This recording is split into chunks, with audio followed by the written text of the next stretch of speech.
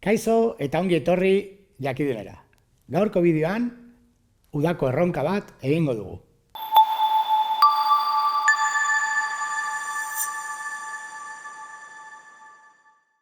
Erronka honetan aurkitu behar dugu 2026-ren azken zifra.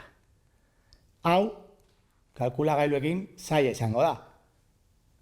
Beste era batean aurkitu behar duzue. Geldi bideoa eta saiatu. Bale, esan dugun moduan, kalkulagailuarekin ez da posible eta orduan egin behar duguna da segida bat aurkitzea. Horretarako lehenengo berreketak kalkulatuko dugu. 7 ber bat izango da 7, 7 ber bi 59, 7 ber hiru 343, 7 ber lau 2401 eta 7 ber bost 16.807. Eta jarraitzen badu zue 7 ber 6 izango da amaituta 9, gero eniru bat, orduan lau zenbaki desberdin, hemen ja 7 izango da, lau zenbaki desberdin dauzkagu.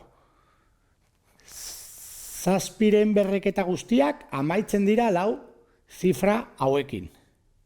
Eta topatu behar dugu 2026-ren berretzaileekin zein izango da. Hori matematiketan batzutan errepikatzen da prozedura hau. Lau badauzkagu, bai, hondarra erabiliko dugu. Zatitu behar dugu eta hondarra bat bada 7rekin amaituko da. Bestela 9rekin, 3 bada, 3 amaituko da, eta zehatza bada, lauren multiploa bada, amaituko da, lauren multiploa bada, hau da, zehatza 0, hondarra 0 bada, amaituko da batekin.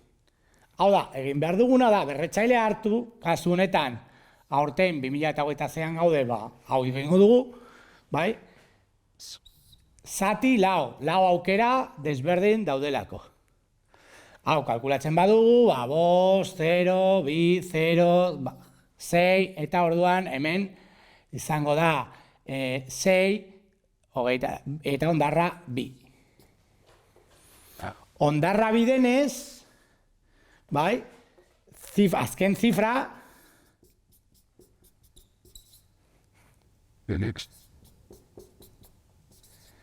izango da 9.